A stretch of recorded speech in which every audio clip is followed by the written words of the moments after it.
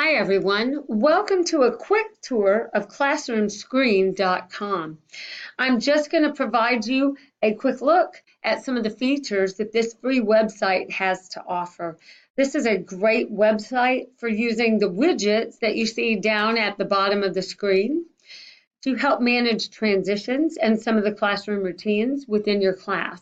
It also helps give students visual cues about what they should and should not be doing. You'll note the website at the top of the screen. So we've got classroomscreen.com is how you access it, and it just opens a new tab. All right, I'm going to start actually going right to left because I find those to be some of the most helpful images. First one is clock. Most of you have working clocks in your rooms, but for whatever reason, if you don't, you have some calendar features here, as well as a clock so that you can keep an eye on the time. And you'll note, if you want to get rid of a widget, you simply click the red X. So I've removed the clock. What I'm more interested in for my class today is having a timer. So I can set a 1-minute, 30-second timer and go ahead, actually, let's go back to 30 seconds and go ahead and hit the timer. And you'll see it's counting down for students how much time they have to work on whatever your given task is. It also comes with a little alarm that you won't be able to hear through this screencast, but you will be able to hear it in your room. I can pause it if everybody's finished on time. I can also change to a stopwatch as opposed to the hourglass kind of timer. So it's a fun tool, but it definitely helps when you're telling students they have 5 minutes to discuss or 10 minutes to work on a particular assignment. I'm going to keep the timer open and then show you the traffic light. So as you can see, all of these widgets have drag and drop features where you can move them where they're easiest to use. If I'm telling kids that they can work on an activity, I'm going to give them that green go, right? But oftentimes, I'll tell my students they have a 2-minute warning, and I'll click the yellow for that 2-minute warning. Or stop, it's time for you to stop doing your work and clean up. This might be great if you have lots of projects going on in your room to give that visual cue of when it's time to stop your work. You can move this widget just like the others, or I'm going to go ahead and close it because I no longer need it. Now, depending on what's going on in your room, you can tell students how they can be communicating with others. So for right now, while I'm giving directions, I want silence. But now I'm going to switch to go ahead and whisper to a partner if you have a question, or it's group time. It's time for all of you to work together, and you'll notice that working together means that all of the student voices are contributing. The last one I didn't show you is just asking a neighbor. You also have some teachable tools in here. So there's a text box where you can type text to show your students. Right? Not too fancy. There's also 2 drawing tools, a full screen drawing tool or a box drawing tool. I'm going to choose this one, right? And if, let's say, you were trying to illustrate how to draw a shape, right, you might use the drawing tool to illustrate that shape. So you're just using your mouse, point and click. It's pretty easy. Now, I will caution you, you are not able to save the drawings on here, so it shouldn't be something really complex that you'll want to reuse over and over and over again. I'm going to close that out. There goes my drawing, but the box is still open. I hit the red X down here to close the box. You'll notice that there's a QR code generator. So this is great if you're sending your students to websites. Instead of making them copy the web address, you can go to the tab that has it open on your screen. I'm going to copy that web address, go back to classroomscreen.com, paste it in, and hit enter. You'll notice that that changed my QR code.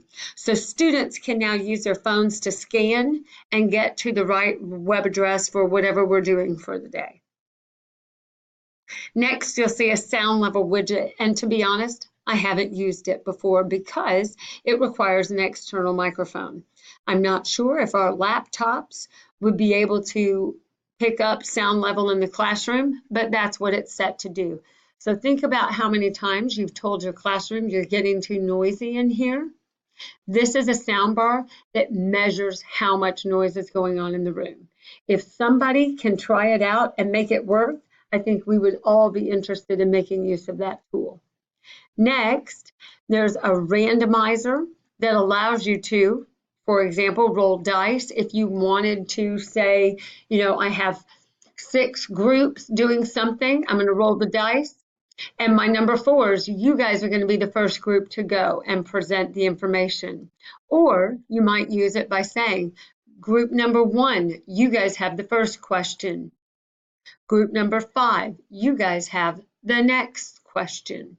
So there's lots of ways to use that randomizer, and then you'll also see that you have multiple options for what to roll, how many different combinations. You can also randomize the students that it chooses to participate. You would have to load the file with their names, but I would imagine you only have to do that once. Not sure. I'm going to go ahead and close that. I'm sure you've noticed that I have this lovely calming background where the water's moving. You can change the background to whatever you want it to be. This particular background might be distracting for students who enjoy watching the water move. So if you click on the background, you'll see that there are lots of scenes that are all stationary and do not move. There are some plain colors, even though they don't have purple. You can link to a live video. That might be helpful if you're displaying something and then want to pose a question during the video. Or in this column, we've got different moving backgrounds. So now I've switched from the lighthouse to the moving waterfall. The kids seem to like that. Sometimes it's very calming, but you want to be careful not to have distractions in class. You'll notice that we have a language widget as well. And on the surface, that looks really exciting, especially considering all the languages we see here.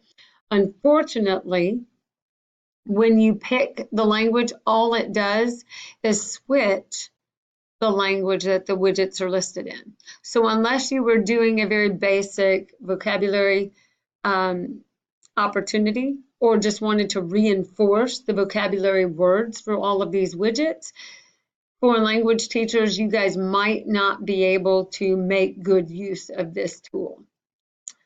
I think most of us will be sticking in English here. I want to show you one more tool that I think is super exciting. So over here on the side, you'll see the red face and the green face. If you click on that, it opens a new tab, but it becomes an exit poll. And so, the default question is, what did you think of today's lesson?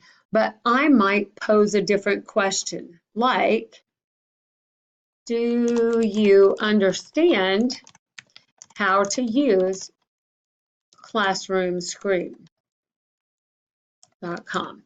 Okay, and for me, that's not going to be a 5-level answer.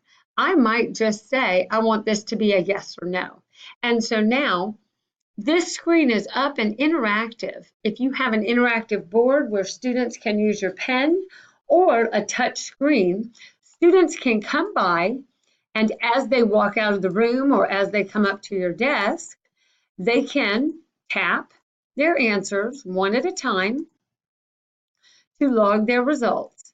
And once you have all your students out, or once they've logged all of their results, you are able to show those results.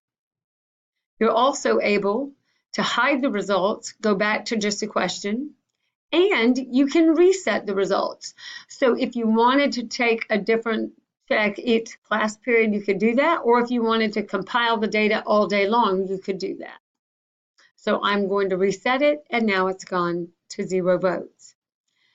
I can head back to the screen if I want, if that exit poll is something that I do within the confines of the class period. Before I move on to additional instruction, I can use that very quickly. Otherwise, this has been a quick tour, like I said, of the basic features. I hope you've enjoyed it and that it's been informative for you. There are lots of fun ways for you to use this tool in your classrooms. I hope you share it with your colleagues. And if you find something new that I wasn't able to show you, I hope you will pass it on to someone else and to me as well. Thanks for attending. Have a great day.